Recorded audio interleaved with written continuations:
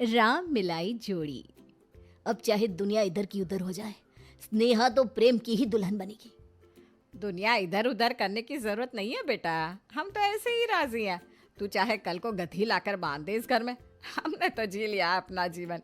उस लड़की के साथ रहना तो तुझे ही है ना। उस लड़की क्या होता है मम्मी? उसका भी नाम है, स्नेहा नाम है उसका। अभी आई नहीं है बेटा। आजकल तो भरोसा नहीं है, शादी के एक दिन पहले ही ब्रेकअप हो जाता है। 2 साल से हम साथ है पापा। आज तक हमारे बीच में किसी बात पर एक लड़ाई नहीं हुई, यहाँ तक कि कोई बहस भी नहीं। तो ब्रेकअप के बारे में सोचना तो दूर की बात है। हमने तो मान लिया है कि ये रिश्ता 7 जन्मों तक चलेगा। भगवान करे ऐसा ही हो बेटा। 7 जन्मों का तो पता नहीं, इस जन्म ही निभा ले तो हम तो गंगा नहा ले बेटा। हाँ हाँ मम्मी, नहा लेंगी आप गंगा, फिक्र मत कीजिए। आप और पापा तो बस नेहा के घर रिश्ता लेकर चले जाओ, फिर सब ठीक हो जाएगा। नहीं बाबा नहीं, मैं तो किसी के घर मुंह उठाकर नहीं जाने वाला। वहाँ अगर लड़की ने मना कर दिया तो बेकार में हमारी बेइज्जती हो जाएगी ना। मेरा मतलब है स्नेहा ने मना किया तो। और मुझे लगता है तुम ये डिसीजन जल्दबाजी में ले रहे हो। शादी सिर्फ प्यार से नहीं चलती बेटा, उसमें बहुत सारी जिम्मेदारियाँ होती है। फिर प्यार तो कहीं गुम हो जाता है। किसी को जानने के लिए कभी कभी एक पल भी काफ़ी होता है, और कभी कभी 2 साल भी कम पड़ जाते हैं बेटा। मतलब आप नहीं जाएंगे? समझ गया पापा। आपने अब तक मेरी हाँ में हाँ नहीं मिलाई है। मामा जी के बेटे ने लव मैरिज की तो फौरन रिश्ता लेकर चले गए लड़की के घर, और मेरी बारी आई तो आप किसी न किसी तरह इस शादी को ना करवाना चाह रहे हैं।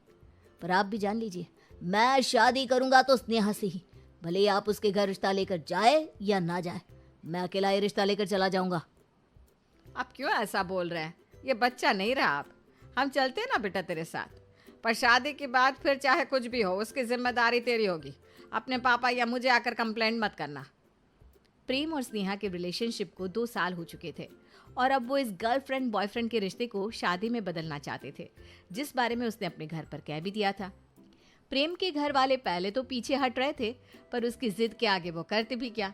जहां प्रेम के घर ये हालत थी, तो स्नेहा के घर तो कुछ और ही चल रहा था। मुझे तो विश्वास हो गया है कि स्नेहा मुझ पर ही गई है। इससे अच्छा लड़का मिलेगा क्या सत्यभामा जी? कितना ध्यान रखता है प्रेम हमारी स्नेहा का। सुबह से लेकर कॉलेज जाता है, शाम को घर छोड़कर जाता है, इसे ट्यूशन पहुंचना है, इसे एग्ज़ाम दिलवाने ले जाना है। क्या नहीं किया लड़के ने।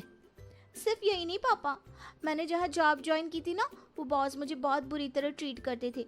पर पैसों की ज़रूरत के कारण जॉब करना मेरी मजबूरी थी। पर जैसे इस बारे में प्रेम को पता चला, वो मुझे महीने के 20,000 रुपये देने लगा। वो भी बस इसलिए ताकि मुझे इतनी मेहनत ना करनी पड़े, बॉस के ताने ना सुनने पड़े। उसी दिन मैं समझ गई थी कि शादी करूँगी तो प्रेम से ही, बस उसके परिवार वाले अब रिश्ता लेकर आ जाए। तभी हाथ में गिफ्ट्स लिए दरवाजे पर खड़ी सुजाता कहती है, आ जाए नहीं बेटा, आ गए हम। आखिर वो दिन आ ही गया स्नेहा, जब हम ऑफिशियली एक हो जाएंगे।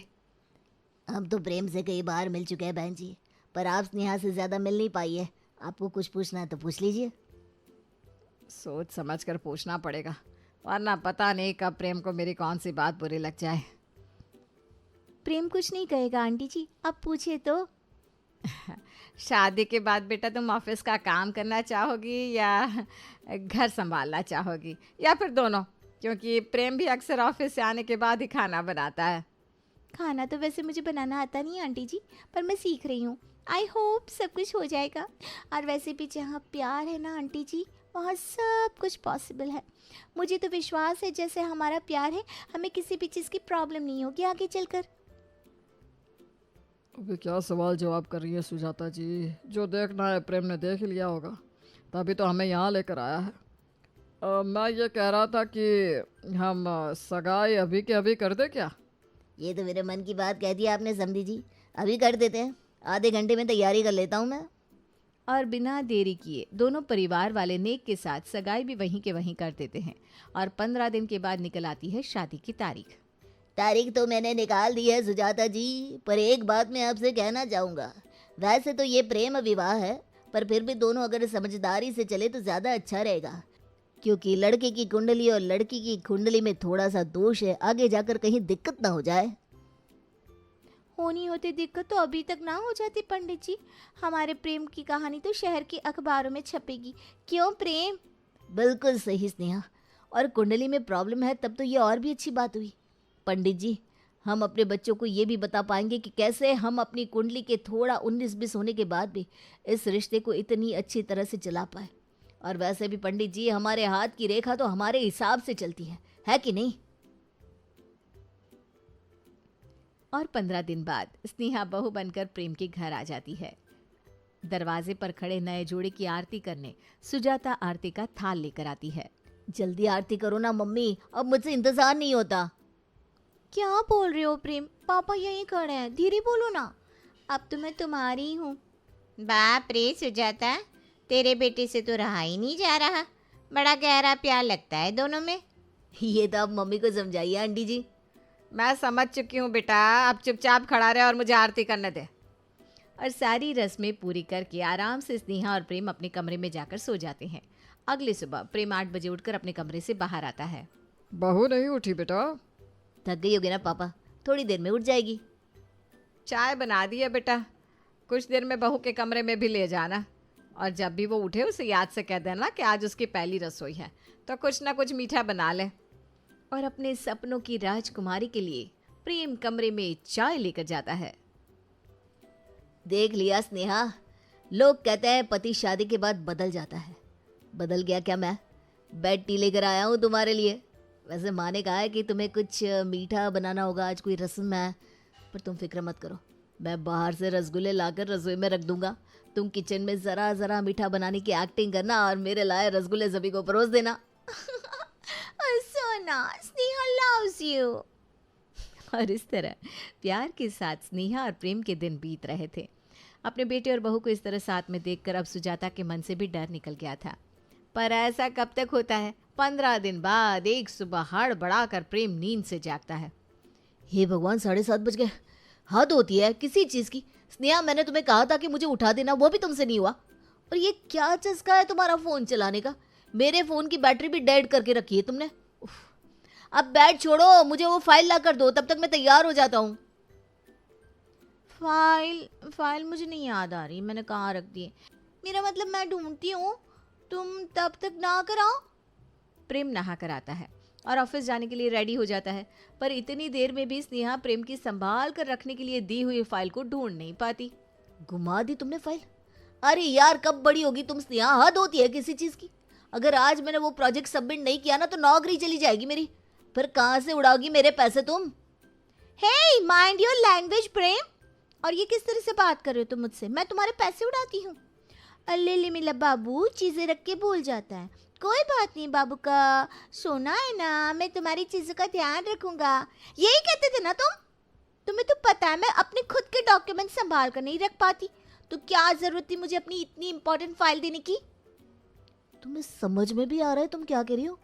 एक ही कमरे में रहते हैं हम, तो तुम्हें ही रखने को दूंगा ना फाइल। अरे भाई, गलती हो गई मेरी, क्या करूं? ये कहता हुआ बिना नाश्ता किए ही गुस्से में प्रेम अपने ऑफिस के लिए निकल जाता है। रात के वक्त प्रेम ऑफिस से देर से वापस आता है। लगता है पापा मम्मी सो गए। आज सुबह कुछ ज़्यादा ही गुस्सा कर दिया था मैंने स्नेहा पर। उससे जाकर माफ़ी मांग लेता हूँ। जैसे ही प्रेम अपने कमरे में जाता है तो वो देखता है कि स्नेहा तो पहले ही सो चुकी है। इसका तो अलग ही है। मैं जब ऑफिस चला जाता हूँ तब उठती है, और जब तक मैं आता हूँ तब तक सो जाती है। छोड़ो, मैं भी सो जाता हूँ। अगली सुबह जब सभी नाश्ते के टेबल पर बैठे थे, सुजाता का फोन बजता है। अरे ये द्रौपदी फ़ोन क्यों कर रही है? द्रौपदी बता, इतने सुबह सुबह कैसे फ़ोन किया? सब ठीक तो है?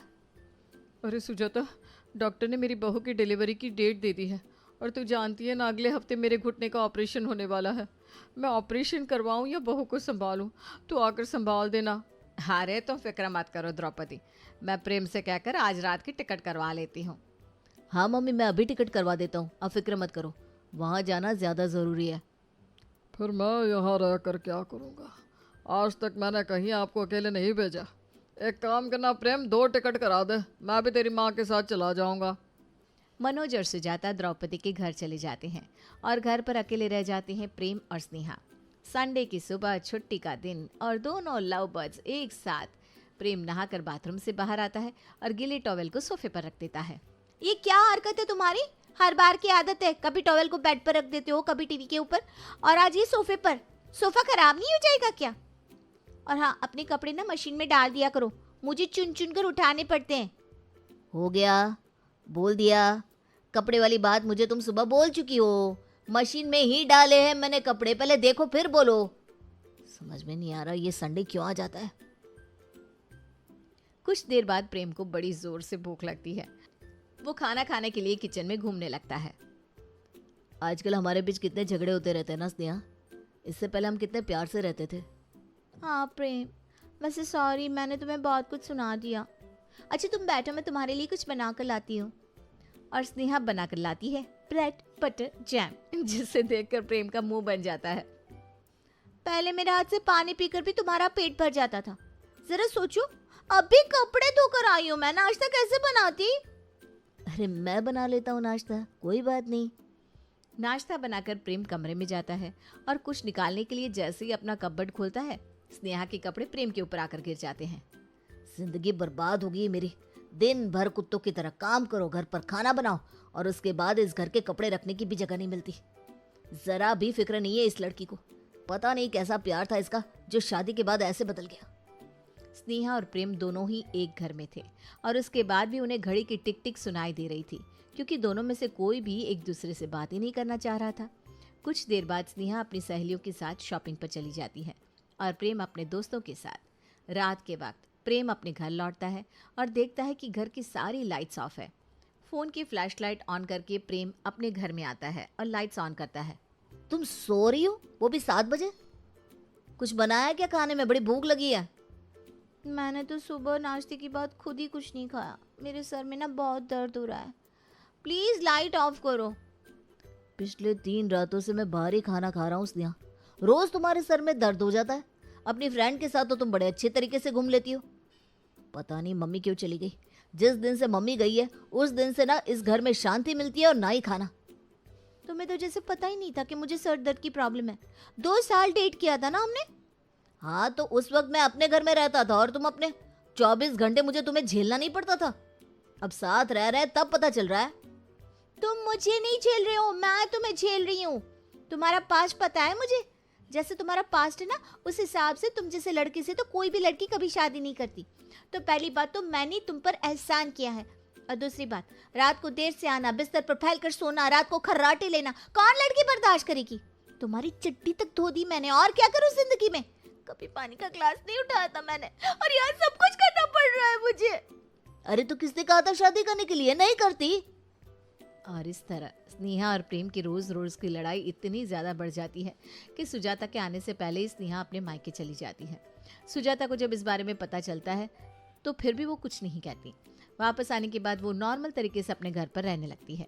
एक सुबह इत्तेफाक से पल्लवी अपने मायके आती है, जहाँ उसे इस सब के बारे में पता चलता है। ये सब क्या है प्रेम? पहले तुम शादी के लिए बावले हुए जा रहे थे और शादी के बाद स्नेहा नहीं संभली तुमसे। मुझे नहीं पता, जाओ उसे लेकर आओ। क्या फायदा दीदी लाने का वापस? फिर वही सब होना है। मुझे लगता है तुम दोनों को जरा बाहर घूमने की जरूरत है। कुछ दिन मेरे साथ चलो। और अपने भाई और भाभी को पल्लवी अपने घर ले जाती है सुबह सुबह। मेरे टिफिन कहाँ है पल्लवी? और फाइल निकाल कर तो रखा करो यार। सब कुछ बेड पर ही है। अगर तुम जन्मांध हो तो मैं क्या करूं? खाना टेबल पर लग गया है, बाहर आ जाओ।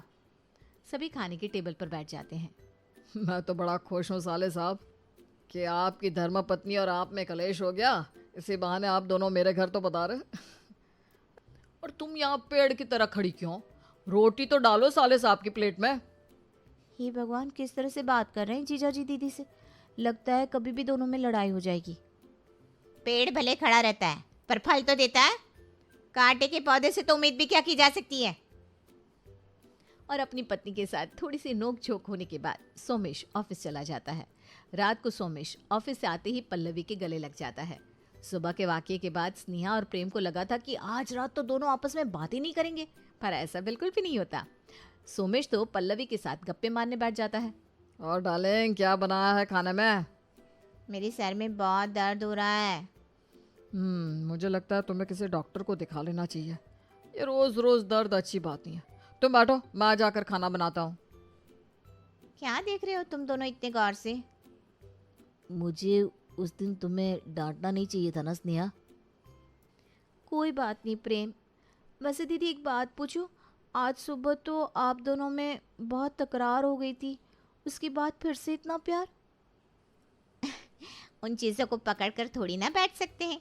क्या स्नेहा तुम भी, शादी तो एडजस्टमेंट से चलती है। बहुत चीज़ों को नज़रअंदाज करना पड़ता है और बहुत चीज़ों को एक्सेप्ट। आखिर हम दोनों को साथ रहना है।